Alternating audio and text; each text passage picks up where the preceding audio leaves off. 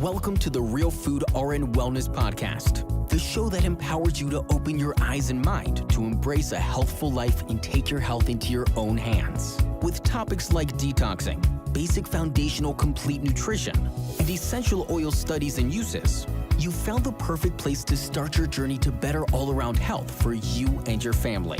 Here you'll discover how to equip yourself to live healthy on your terms with your host and RN, Kate.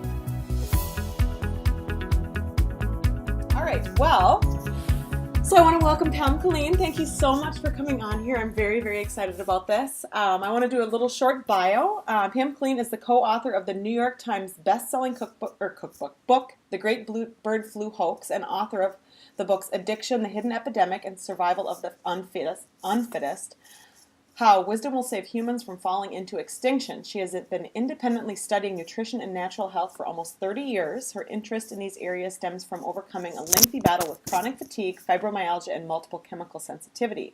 As a nutritional consultant, she works with clients all over the world. Pam is also a dynamic and diverse public speaker and radio personality, and you can find her at www.pamkilleen.com, and I will put all the links and stuff below. And Addiction, The Hidden Epidemic, that is actually how I found you on this planet, and that book was amazing. I had my husband read it. Such a truth bomb of like what's going on in our brains. So thank you for writing that book. Well, thank you. I appreciate your feedback. I wrote that book as a call to action, and the first edition came out in 2010. I just polished it up a little bit and republished it, but it really was a call to action because I looked around me and I said, our kids are in big trouble. Mm-hmm. And we need to start looking for solutions that actually work in the area of addiction and or mood disorders, which of course are intimately connected. And so because I had chronic fatigue for so many years, I thought to myself, all these people struggling with drug addiction, clearly their symptoms can't be much different than what I went through. I just didn't, fall into the trap of using drugs to feel better. Because quite honestly, sugar, caffeine, alcohol, all of those, any drug made me feel horrible, made me feel worse. So I was lucky that I didn't go down that path. But millions do go down that path because it helps give them some relief. But the trouble with using drugs is that it will destabilize people that are already destabilized. And so taking the drug, while it might give people some relief, unfortunately, it causes more damage. So in other words, what the drugs do is they damage an already damaged brain. And so, I kept looking and looking and looking for tangible solutions for this mood disorder epidemic that we're seeing and addiction epidemic that we're seeing. And I found that there are indeed some very tangible nutritional solutions for these problems. Yeah, it's amazing. I mean, it's just eye-opening. That was information that I did not know existed. And it's just, I wanted to just scream to the rooftops. And I try to share anything about that out there. And people are like, I did not know about this. No, and I was just sharing with my clients today, Patrick Kennedy is right in here in my hometown, London, Ontario. He's here today. He gave a talk this morning at a hospital where I actually have clients, who work at this hospital.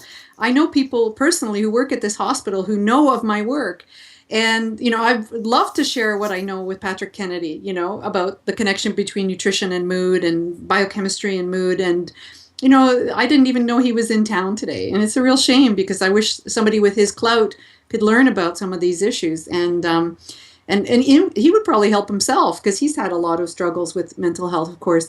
And yet there's just no interest. It's really quite tragic, Kate, that they really in the mental health domain, their only focus is going to be on things like drugs or talk therapy. Mm-hmm. And yet, those solutions, while they may be helpful for some people, I don't want to throw out the baby with the bathwater here, but ultimately they're only really scraping the surface of the root cause of the problem. We have to go deeper to solve these issues, and very few people are willing to take a look at that. Yeah, I mean, at the hospital, I've worked on all the units. I was in the float pool, and every once in a while I would be at resource, and I'd get called out in the rapid response to the behavioral health units.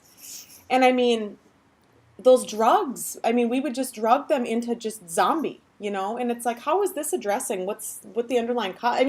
Definitely some people do require medications to stabilize themselves, especially if they're suicidal or something, but we're feeding them just garbage and then giving them pills. Right. I mean, there was research back in even the 1800s where they knew that there was I have references, dating way back, where they knew that there was a connection between nutrition and mood, that giving people 3 square meals a day would help stabilize an individual. I have references back in the 1800s where they knew that there was a connection between a healthy gut and a healthy brain and healthy mood. So they've known this information for a long, long time, but the trouble is that the pharmaceutical industry really came to the fore to try and stabilize these people, and there's more money to be made in that domain. And on top of that, we have a healthcare system which is a revolving door, and the faster a doctor gets somebody in and out of their office, the more money they're going to make. Mm-hmm. And the pharmaceutical industry facilitates that money-making machine. So if a patient goes in to see a doctor and says, I'm tired, I'm moody, I'm not sleeping, it's faster for that doctor to just write out a prescription and the person can be on their way. And the patient is happy because they think the doctor has done their job. And they hope that this drug is going to give them some relief. But I'm not seeing that with my clients. What I'm seeing is that they get more destabilized, generally speaking, by the drug. They get some very devastating side effects, including homicidal and suicidal thinking. Mm-hmm. Or they totally blow their libido. So their sex drive is completely, blitzed because of these drugs. And the long-term damage in that domain, of course, is also coming to the fore. There's lots of conversation about how these drugs actually cause long-term damage to people's libido and fertility even. Yeah, and I mean, it really messes with your biochemistry. I mean, you actually change your chemistry in your brain permanently. I mean, it can be permanent. Yeah, and yet there are some other solutions that actually balance the biochemistry, that actually balance brain function. Yeah. The trick is it does take a lot of work. And I have no shortage of clients, so I know people are willing to do the work. It's tough to do. Mm-hmm. But when you measure the long-term loss, in other words, your quality of life, when you measure, if you're feeling lousy in your 20s, I'm sorry, if you don't fix that in your 20s, you're going to be a disaster by the time you're in your 40s, 50s, 60s. You're going to have very low pleasure in life. Your joie de vivre is going to be sacrificed. And it doesn't have to be. If you work on this at a young age, when symptoms are just starting to trickle in, you can have a high quality of life, but it takes work. It takes awareness. Mm-hmm. And a pill is just not going to cut it. I'm sorry. And I actually, full disclosure, am working with Pam. Because her program is amazing and it's nutritional balancing, and it's crazy the stuff that's coming up. And I did the hair mineral analysis and to see what metals are in my system and stuff. And I'm so happy to have this gift of seeing this and being able to get this out of my system so I can, go into old age gracefully and happy and healthy. So and I have clients who are, start working with me and they're in their 70s and they're feeling not so great. Mm-hmm. And they're actually a lot healthier than some of my 20-year-olds, right? They're, I would say, operating on 4 cylinders out of 8 cylinders, which is actually above average for today's standards. And these clients I have who are in their 70s, I mean, they just thrive. They do really, really well. And one of their main objectives is that they don't want to end up in an old age home in their 80s, or they don't want to end up with dementia or Alzheimer's. Mm-hmm. So they do my program because they know that something is off and they want to be able to do something about it and, be proactive. Yeah. And like I mentioned earlier, my aluminum was high, and I had a aluminum tea kettle that my grandma had been using. She had Alzheimer's. When I saw elevated aluminum in my test, that scared me because of our family history of Alzheimer's. So I'm so happy I did this. And we're always going to do repeat testing and maintain our levels always. Our whole lives. So this is... Yeah, it's like peeling the layers of an onion. We've seen one layer of your metals, and there's lots of stuff hidden underneath there. Unfortunately, hair analysis is not a cut and dried process, and the training that I had to go through to learn this is quite... intensive. So it takes a lot of training to understand how to interpret the results when you do a hair analysis. And then oftentimes a lot of the labs that are doing hair analysis, they don't have, the correct supplements to actually be able to peel the layers of the onion away. It's really quite a methodical process. It's very difficult to do. But I also use another analogy to describe what you're talking about, and that is that if you look at the layers of the Earth's crust, or you look at the Grand Canyon, for example, you see how those minerals are lined up, right? One layer on top of another layer.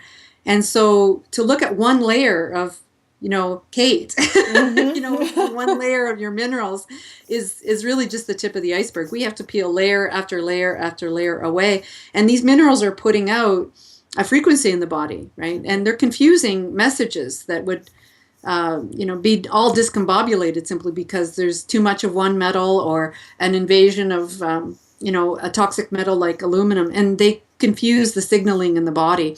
So we do have to get those minerals in balance in order so that your thyroid will work properly, your adrenals will work properly, your blood sugar will be balanced, neurotransmitters will work properly, and so on.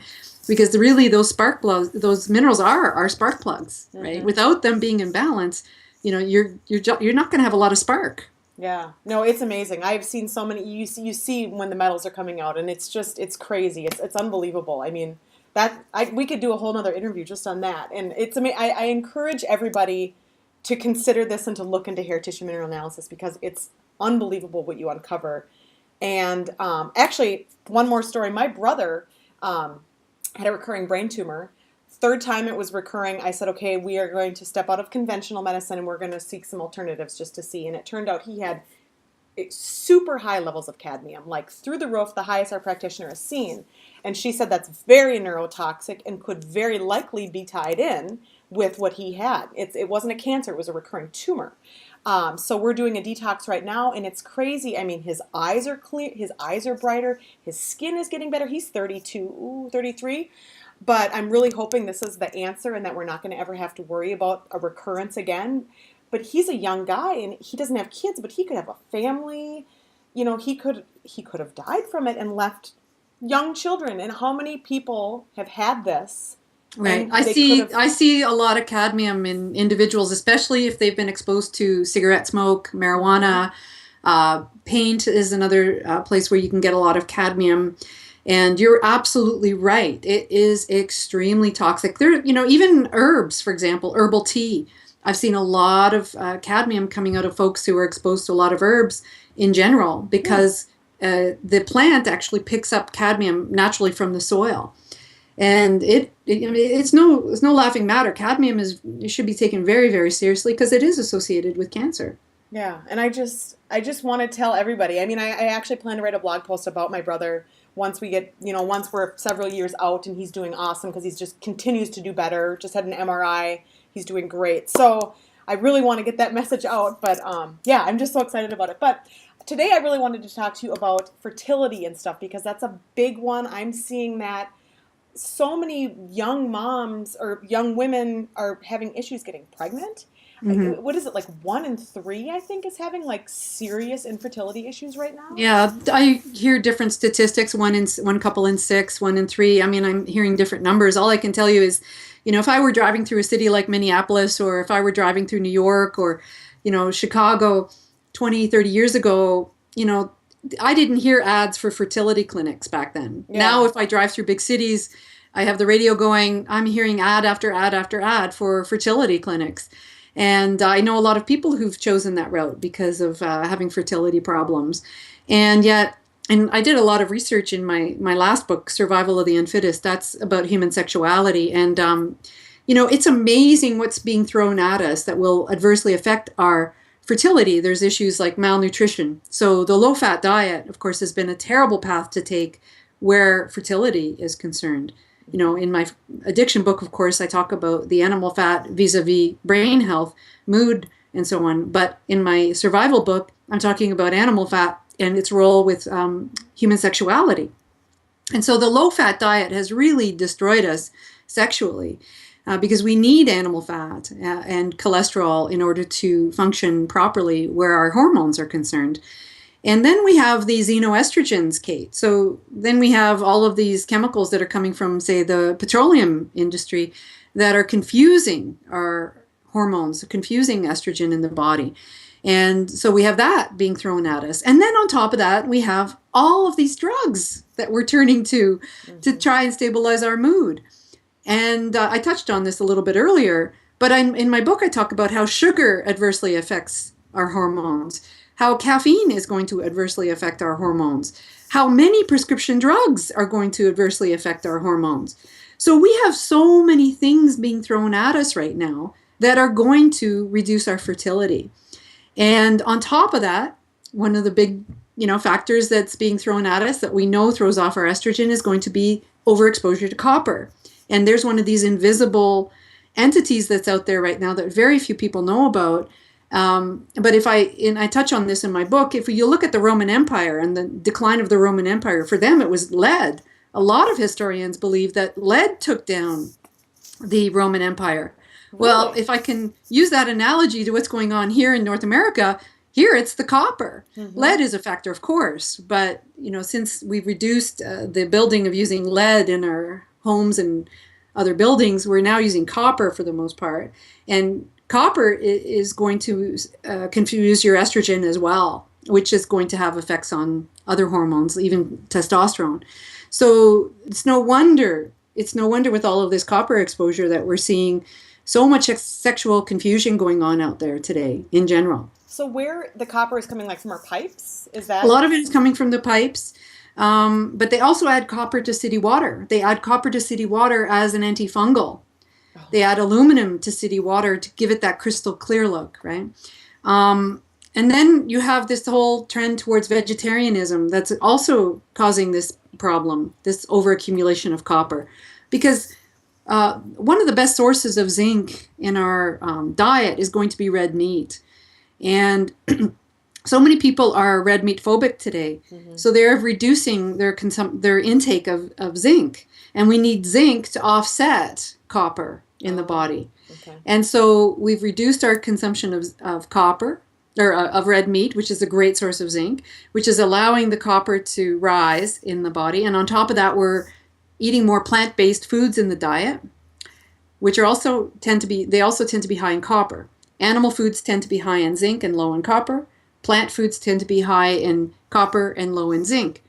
So we're being told, eat your fruits and vegetables, eat whole grains, eat lots and lots of more plant-based foods in the diet, that allegedly this is healthy. And that also increases our intake of copper. So you see this change in our diet generally since the Second World War. And so it's making us very copper toxic. And like I said before, copper will confuse our estrogen in the body, which will have a domino effect on other hormones as well.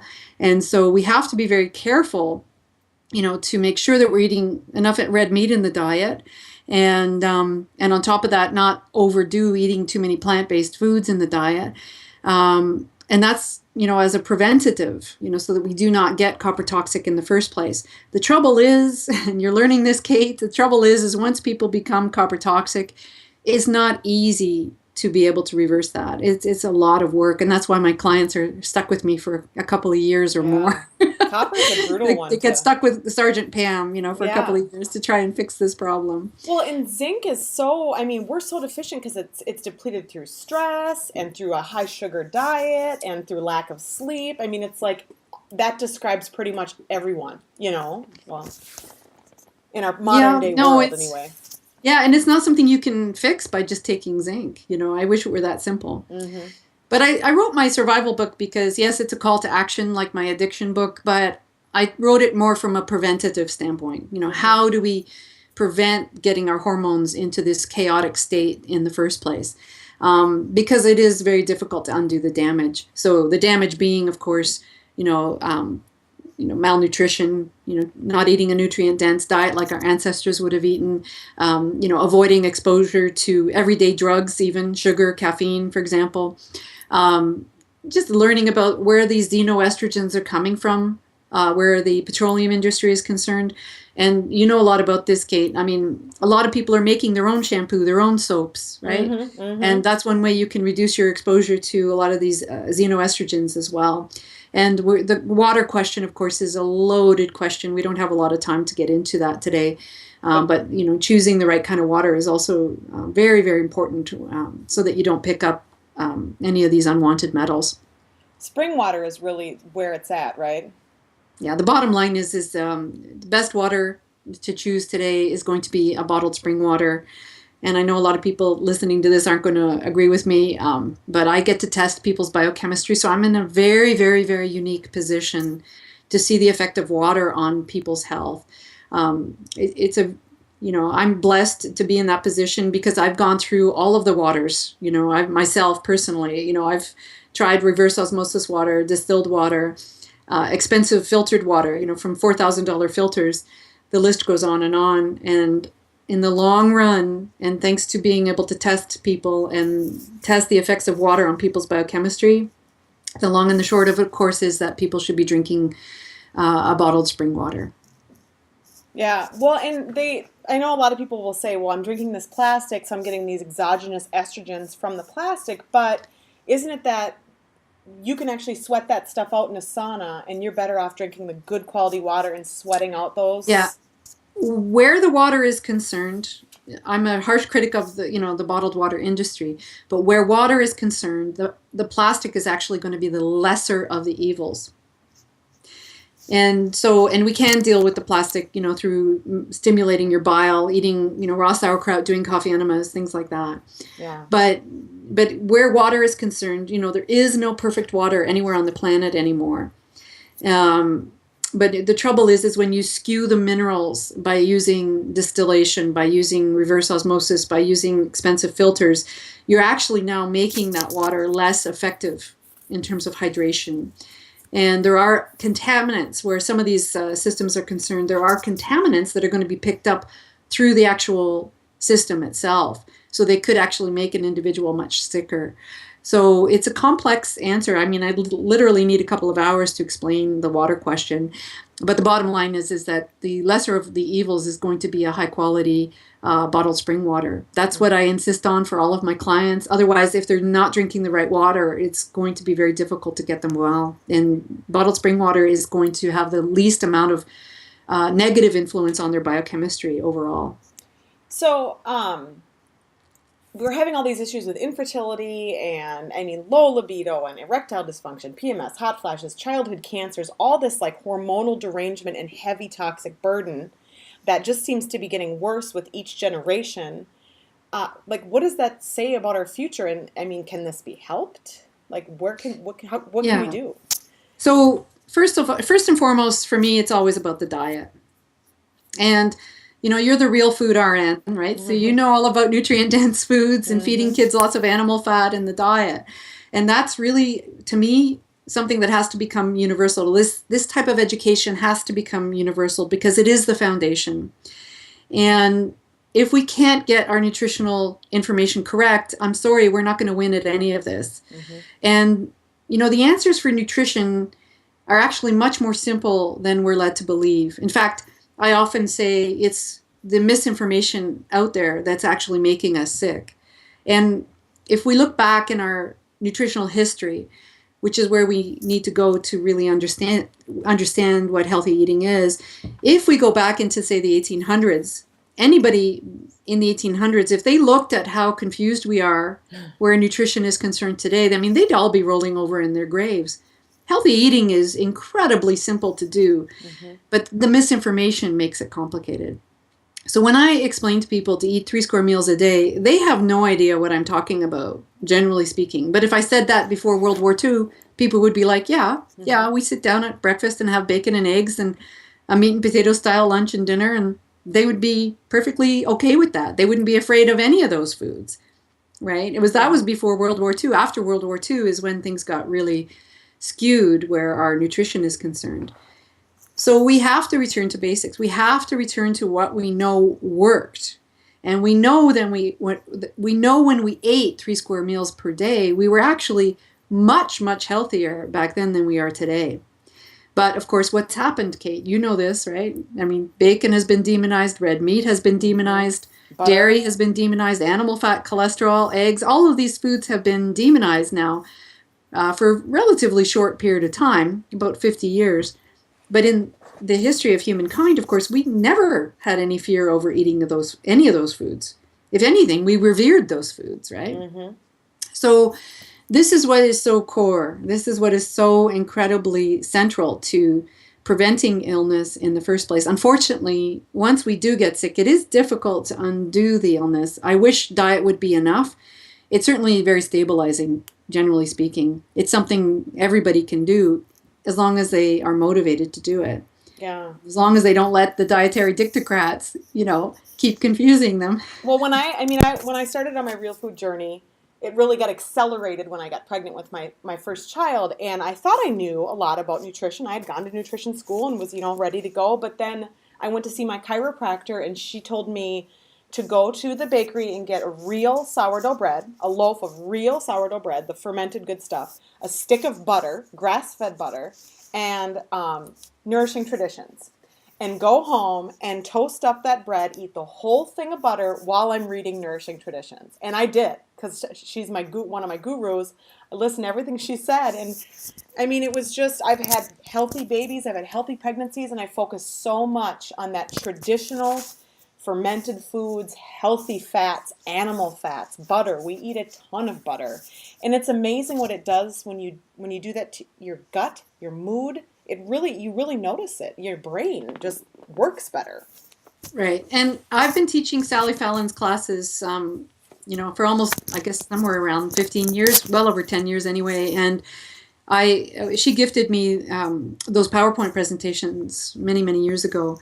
And I just said, you know what? I'm going to help her because, she can't do this alone. We need to keep getting this information out. And it's thanks to people like you as well that the information is getting out and helping, especially young families, so that we can ensure the health of our babies, right? But I designed her classes so I could teach them over 4 Saturday afternoons. And it's grueling, to sit through any of my classes, but it's like 16 hours long. And so I have these students for 4 solid weeks. And it was just fun for me to see them evolve over 4 weeks. Every week, one class would build on the next class. And people would get over their fat phobia, their butter phobia, their egg phobia, their red meat phobia. And gradually, over 4 weeks, they returned to eating 3 square meals in their lives. And the feedback I would get from my students just by making those changes was absolutely incredible. People would tell me they'd have more energy, better libido, better sleep. I could see improvements just doing the diet. Now, I don't see that all the time because some people are just so sick that the diet is not going to cut it, right?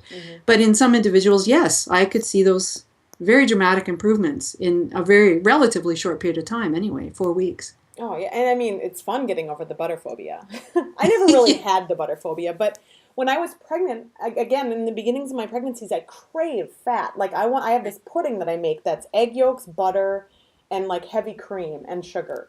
And it's just, I crave it. And I think my body's innate wisdom is saying, eat this. There's a growing brain. And I make breakfast, I make a note meal for my kids. It's like a grain-free oatmeal, and I load it. I probably put a half a stick of butter in the thing for them. And my son, who if he gets too much carbohydrate, let's say, too much starch and easy sugars and not enough fat, his mood is just like this. And if I put a lot of butter in there, he's just even, and it's noticeable. Yeah, no, I hear this kind of feedback all the time. And first and foremost, it's important to give people permission, to eat those foods because we've been terrified of these foods for decades now, right? And so first and foremost, people need to intellectually understand that, throughout history, we didn't fear animal fat. In fact, we, celebrated animal fat in the diet. This whole idea of fat phobia is very, very new for us. And we were much healthier when we did eat these fats. So once people understand that, they generally start, even slowly reintroducing these foods. And the other thing that is important to talk about, Kate, is that because we have been avoiding these foods, it's like our digestion has forgotten how to, break them down. So what happens, and this is very common in, the paleo world, the Weston A. Price world, is people start eating these nutrient-dense foods, and they don't agree with them, right? So they get a lot of digestive distress, or they might start gaining weight. And this is just a reflection that their bile has gone to sleep, that they're, instead of using the animal fat, they're storing the fat. And so a lot of people, what they have to do is they have to slowly introduce these foods very commonly. They have to make sure they're eating the sour and the tart foods in order to help to thin the bile. And it's also actually pretty important to do the coffee enemas as well, believe it or not, because the bile has gone to sleep and we need to tone that liver to remind that liver to produce the bile again. Because we really should be producing about a quart or a liter of bile a day. And because we've been on a low-fat or no-fat diet, bile has essentially gone to sleep, and we've done a lot of damage to our livers because of eating a low-fat diet. So we need to really, give the liver a lot of tender loving care so that we can resuscitate our ability to digest these wonderful animal fats. So if you're, reintroducing animal fat into your diet and it's uncomfortable in your belly, it's not the fault of the food. It's that essentially your digestion has gone to sleep. Yeah, I mean, you mentioned the coffee enemas. I actually have a post on my blog, so if people think this is TMI, you can go look it up and read all about it. I'm a nurse. You talk poop.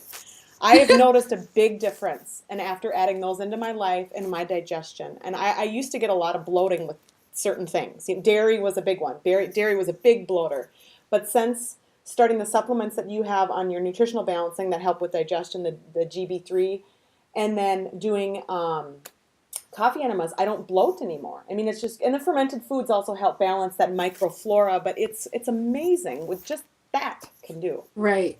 Yeah. It's a tricky thing because I have a lot of clients who come to me and they've been doing lacto-fermented foods, lots of raw sauerkraut or high quality kefir yogurt, and taking probiotics, and they think that this is going to restore the flora in the gut. And so many people ask me about SIBO, or they ask me about leaky gut or any of these gut issues, and I say it's nice to be able to eat the lacto-fermented foods. It's nice to be able to take probiotics, but I don't see it as really fixing the problem, because the problem is actually much more complex than that. It has a lot to do with the copper toxicity still, Kate. So what happens in the digestive system is the copper interferes with zinc, and we need zinc in order to produce hydrochloric acid in the stomach. So you hear a lot of people taking hydrochloric acid supplements. And that's still duct taping the problem. I'm not against it, but it's still not really fixing why we're not producing enough acid in the stomach to begin with. And so what we have to do is still address the copper and the zinc imbalance in order to optimize the digestion, because it's so important for that stomach to be acidic enough in order to do a couple of things. One thing is to break down the protein into the smaller components, the amino acids. And secondly, when the food is sitting in our stomach, when it exits the stomach into the small intestine, it needs to be acidic enough in order to trigger the release of bile. And even the pancreatic enzymes go to sleep, because that stomach content needs to be acidic to trigger the release of both the pancreatic enzymes and the bile. And so a lot of people are out there taking pancreatic enzymes, and that's still not fixing the problem. Because it's a very complex biochemical issue that we actually need to fix to get to fix the problem in the long run, right? Yeah, that's still kind of a Band-Aid. And they need the acidity in order for it to open up, to dump down into the small intestine. And so when people don't have that acidity, it sits in there and their meals pile up and they start to ferment. And that's why everyone has this bloating and they have the reflux and they have all these issues. And then our doctors, what do? They give them a proton pump inhibitor, which further decreases their stomach acid. And when we decrease the stomach acid, we need to have acid to absorb calcium. So all these people who are on these PPIs are getting osteoporotic prematurely. And we're wondering what's going on. So then we put in these unabsorbable calcium supplements.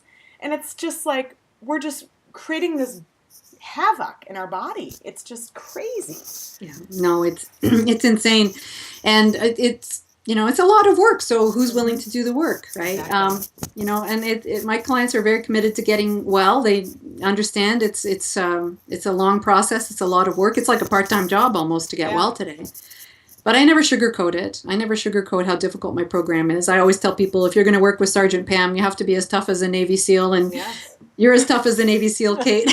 Well, I'm just determined. I mean, and the sad thing is we're seeing this with such young generations that kids aren't even going to know what it is to feel truly well.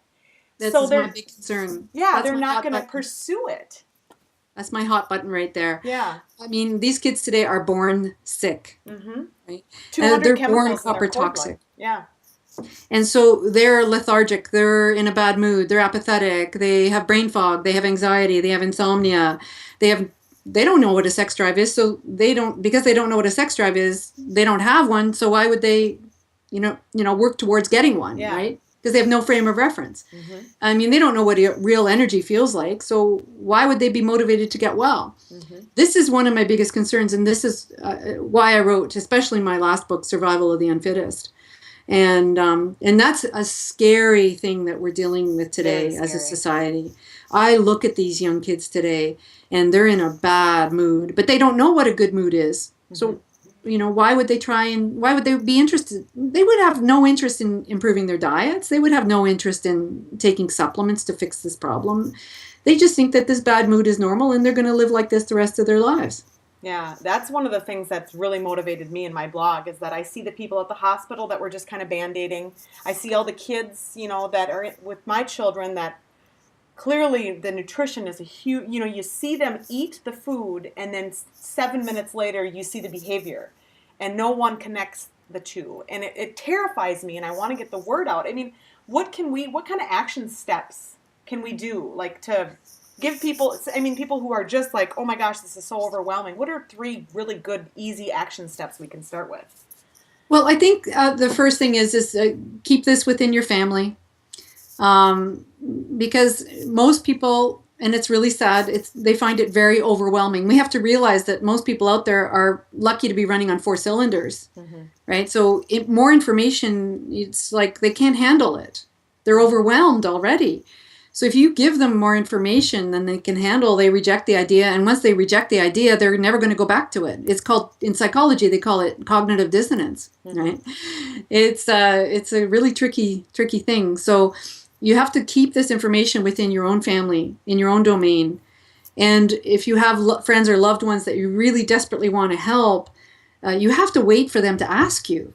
You have to wait for them to say, Kate, you look amazing. Your energy's better. You seem better. You seem healthy. What are you doing? What can I do? To be like you, to have energy, get through the day, to be positive, to be optimistic, to make good decisions, right? So you have to wait for people to come to you. We can't shout from the rooftops. That just doesn't work anymore. It doesn't. Because there is so much misinformation out there. People that just expect that we're not telling the truth. Mm-hmm. So people have to be ready, and they have to be the ones to take the initiative to ask the questions. Because guaranteed, Kate, you see this all the time. I mean, you say to people to eat more red meat, they're going to go online. And they're going to find out all this, bad stuff about red meat. And they're going to say, see, Kate doesn't know what she's talking about. Mm-hmm. So back to what they've been doing that's comfortable and easy and tasty. Yeah. And what the mainstream media says, and, you have to remember, red meat is difficult to produce. Chickens are easier to produce, mm-hmm. right? Mm-hmm. And soy is even easier to produce. And people have to understand that it's all about economics, right? It's mm-hmm. not about our health. So they're trying to turn us into vegetarians or near vegetarians because plant-based foods are easier to produce, easier to ship, have better shelf life, mm-hmm. and they're more profitable than animal foods. Mm-hmm. So the misinformation that's out there right now is thick and it's sophisticated. So what you and I say can fall on deaf ears because, as I always say, the lie is loud and obnoxious, mm-hmm. right? And the truth is soft and gentle. Mm-hmm. Oh, yeah. So people need to be very discerning to understand what the agenda really is here. And if you look at southern India, for example, which is lacto-ovo-vegetarians, they have some of the largest cancer rates in the world. Really? And they're also struggling as a society. They have huge amounts of depression, bipolar disorder.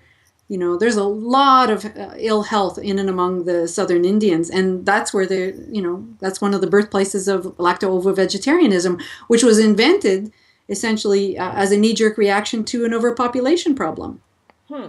Wow, that's interesting. So keeping it within the family, like really educating yourself, is there something that they should, what would be another action step? Like what would be some of the top foods to start incorporating into the diet to heal mental, physical, emotional? Right. So basically it's returning to that 3 square meal paradigm. So a bacon and egg style breakfast, or what you were talking about, doing the oatmeal, but making sure you're putting lots of butter on it. Mm-hmm. Meat and potato style lunch and dinner. And that's basically as simple as I can make it. I have more information on my website, like mm-hmm. you would yours as well.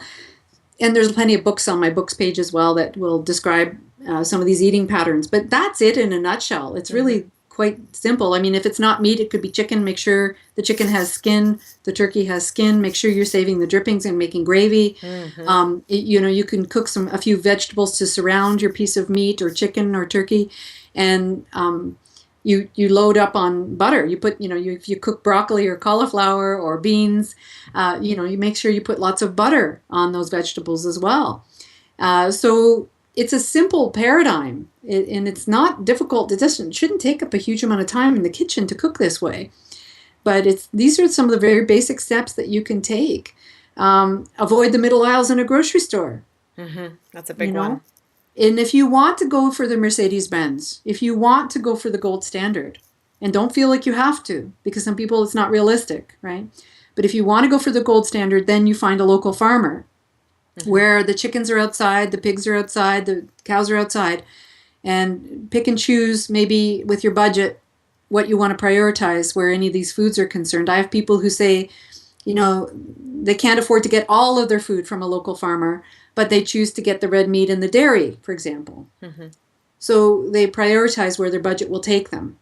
But if you cannot get that gold standard, I don't want anybody having any stress over that, because some people don't have a vehicle, or some people don't have it within their budget, or it's just not accessible.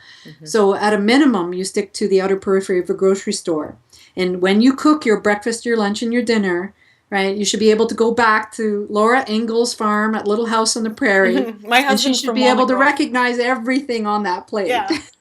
Well, and it's interesting when you say like the meat and potato style stuff. I mean, I'm from Minnesota, and there's still a large farming presence here. My husband's parents have a cattle farm. My mom has a hobby farm. We're fortunate enough to get our grass-fed beef, pork, chickens, eggs, everything from our family, and we get local raw milk.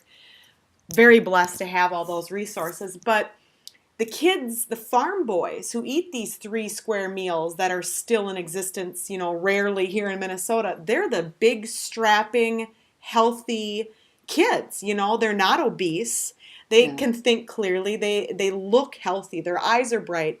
And I mean, that's always like, if you can get a farm boy to come help. My husband's the farm kid in the city here. Anytime something happens in our neighborhood, he's over there trimming the trees, doing all the work, because he grew up with that nutrition in place, and we still continue that in our house. It's just so interesting, and it is so simple. It is very, very simple. And, tragically, of course, this is shifting away from those foods is adversely affecting, I got very sick myself. I had debilitating chronic fatigue, fibromyalgia. I was very, very sick because in the 60s, this trend began, and that's when I was born. So I was exposed to a lot of malnutrition, when I was developing as a child, and it wasn't sustainable. It took a lot of work for me to overcome, the illnesses that I was subjected to at a relatively young age, because I collapsed in my early 20s. But if you look at our next generation, they're actually even smaller than my generation. And somebody has collected the data to show that we're actually shrinking here in North America. We're not as tall as we used to be. So we're not getting the correct building blocks to support our physical structure overall. And our actual brains are decreasing. Our brain size has decreased by about 10% over the last 100 years or so. Wow. So the building blocks just aren't there. But, if you look back in the 1800s, I think it's about 80% of us lived on these small mixed farms. So we were producing our own grass-fed beef and pastured pork and pastured chicken and eggs. And if we didn't produce these foods, then we certainly had a neighbor that had them, right? Yeah, and I mean, if you read the Little House books, like we're reading, my husband's from Walnut Grove, we're reading that in our homeschool. It's amazing. They, their whole life revolved around making the food, but it was all local. It was all organic. They didn't have any other choice. They were healthy people, So Right. we just need to we were look much back. healthier in the 1800s. Yeah, we're definitely much healthier. We're just complicating things right now. Everyone's looking at supplements and all these things when really what we just need to look at is nature's perfect food. Whole vegetables, real meat from a good source that's not grain-fed GMOs and, Part of it is and I'm a big fan of media science and Marshall McLuhan and so on. Part of it is the human brain wants something new and sexy. And so for you and I to say eat 3 square meals a day, that's boring. That's not sexy. It's not new, right? And so it is part of human nature But what we have to do with diet is we can't look for new or sexy. We have to look at what we know worked. And when we ate 3 square meals a day, we were actually very healthy. And today, many, many people are willing to play Russian roulette, essentially, where diet is concerned, because they make it sound so glamorous and effective and healthy when really there's no track record. If there's no track record behind a diet, then don't do it. Well, and I mean, if you look up Pottinger's cats at all online, you're going to see that you dramatically changed the diet, and the generations, they became sterile. You know, it's like, we're doing that. We're replicating his experiment. And I encourage people, go look that up and read about that, because it's shocking, and it's what's happening to us. Absolutely. I mean, Dr. Pottinger saw within 4 generations of cats, and when he took the litters and they would have their babies and so on, and essentially, in a nutshell, you know, 1 litter of cats would get their traditional regular cat food that you would basically find in nature. And then, you know, another litter of cats would get the processed version of foods that they would potentially find in a grocery store, for example. And after 4 generations, you're absolutely right. Not only did these cats have chronic diseases of various kinds, they were infertile by the 4th generation. And right now we're dealing with the 3rd or potentially 4th generation of children on a highly processed food diet, and it's not working for us. It goes back to full circle what you mentioned earlier, is these incredibly high rates of infertility that we're seeing today. And yes, we can look to the diet as the cause. I've heard from a number of people that actually reached out to me, and I said, you know, eat more animal fats, more dairy, or like, you know, full fat dairy. And they've said, I was vegetarian, I started eating steak, and we were pregnant within a month. Or I gave up skim milk and traded it for whole milk. We were pregnant within, you know, whatever. It's just amazing how just those little tweaks can tip the scales. And our ancestors knew this without labs, you know, without scientists, right? So they had, in primitive cultures all around the world, they had foods reserved for parents to be. And these were sacred foods that were actually high in what are known as the fat-soluble vitamins. And that's what would help increase their fertility. So, for example, the Inuit, of course, would have things like fish eggs that were reserved for the parents to be. Here in North America, in the native populations, if couples were having trouble conceiving a child, they would go on a diet high in bear fat. And then shortly thereafter, they would conceive. So they knew through wisdom, not through labs, not through scientists, not through universities, right? They knew through wisdom what would enhance their fertility. And it was all about animal fat. Yeah. And I mean, I eat liver cubes. I have the recipe on my blog with sardines and liver cubes. It sounds weird, but I mean, it's so bioavailable because it's a real food. And your mood, the liver cubes really make my mood better. I think it's all the B vitamins, but...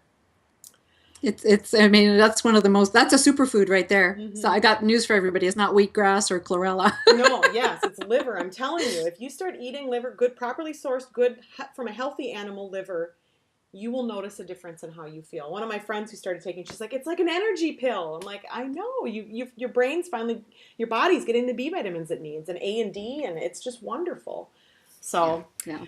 But I just wanted to thank you so much for coming in. And I would love to have you come back and do a little bit on water, because I really think that's important. And it's going to confuse a lot of people. I know it will. It's a tough question to answer. Yeah. But I think that, I mean, I listened to a lot of podcasts. I've read books. Your answer seems to make the most sense to me. So I want everybody else to get that message too. And I would love to also have you come back and talk more about hair tissue mineral analysis, because I think that is a big tool that should be in a lot of people's toolboxes. And we should talk about breathing as well. Oh, yes, we should talk about that breathing too. Okay, so we have 3 more. That's exciting. So before we go, I want to ask, what could be one step that people can take to get on their path to their best health? Like if you could just pick one thing that somebody does starting tomorrow, and it can be very basic. Very, very basic. I mean, on top of the stuff I've already mentioned. Yeah, I mean, because there's people, there's people who follow me who are really into this and they know all this stuff, and then there's people who are just starting on this path. What's something for the people who are just getting started that they can do to enhance the fat, because the fat is so crucial, okay, right? I would love to see more people doing the coffee enemas. I know it's a crazy sounding thing to do, but coffee enemas are just magical They when are. people get into Absolutely. routine, get them, get used to doing them. Oh my word. Earlier we talked about suicidal thinking. These are people who have lots and lots of toxicity, a lot of metals trapped in their brain. And I can see people with severe mood issues stabilized, yes, by eating animal fat, but also by doing the coffee enemas. It's very important to get that bile going. I can't emphasize enough how important it is to get that bile going. And the sour and the tart, I mean, your website is going to go into detail about, the sour and the tart foods, things like raw sauerkraut, very, very important to introduce in your diet as well. They're so easy to make. I have a recipe on my blog. I mean, it takes 2 minutes to put together a batch of sauerkraut and then get it fermenting. It's inexpensive. Don't buy the stuff in the cans. They pasteurize it and kill everything. You need to make the good stuff. But yeah, I totally agree. Those coffee enemas are magic. I mean, you feel it instantly how effective they are. It's amazing. It's just, I can't even explain and don't believe all the naysayers out there. There's a lot of misinformation about coffee enemas, and I'm sure that there are people who, the information came from, say, the laxative industry. And I've read a number in order to have good elimination, you have to get the bile going, right? It's never been about fiber. It's never been about laxatives. In order to get good elimination, we have to get the bile going, because bile is essentially responsible for forming the stool, triggering peristalsis, right? So if you've been turning to laxatives and fiber, actually, you're probably making the problem a lot worse. And the naysayers, I've read a lot of articles. People have sent me lots of articles. Well, I read this about coffee enemas, but you know what? I looked into these articles, and the research they're quoting, most of the time are people who have burned themselves doing the coffee enemas, and that's what caused problems for them. Yeah. And that's just common sense, that you let it cool down before you let it go in. So for the people who are, saying, this is crazy talk, look into the studies that they're citing in these articles. Don't just take the article for what it's worth. Look into that research. Yeah, but you have to realize, too, that when people do start doing the coffee enemas, it's going to potentially trigger a detox. Oh, it will. And if they don't have guidance, if they don't have a coach, they'll get scared. And they'll get scared off by the detox. Yeah, like when you're doing these detox, you can actually detox, you have like an emotional release. So sometimes it can be very scary. So yeah, I definitely encourage people, if you're going to start doing this, obviously this is not medical advice, but find a practitioner to help you through this, like Pam. Yeah. Yeah, no, it's tricky to get people to do the coffee enemas sometimes, because there's just so toxic, and the bile is like toothpaste or even concrete, and we've got to get that bile going. And it's like the bile holds its own toxicity. So when people start doing the coffee enemas, they can vomit, they can get really sick, they can break out in hives, they can break out in acne. They can get a lot of symptoms just because they've stirred up some of the bile. Well, awesome. So yeah, it's good to have a coach. Yeah. Well, thank you so much. And we're going to have to plan for doing those future podcasts. And yeah, no, I'd love to come on and talk more about breathing properly and all the other things that you touched on. Water's a big one. Yeah. So yeah, let's reschedule another time. And yeah, it'll be fun to chat with you again, Kate. Thank you for listening in to Real Food RN Wellness Podcast today. By tuning in regularly, you will begin to take your healthful lifestyle into your own hands and develop an empowered attitude about yours and your family's life. If you want to be the first to know about the latest news, recipes, and healthy living tips, then go to www.realfoodrn.com and sign up today.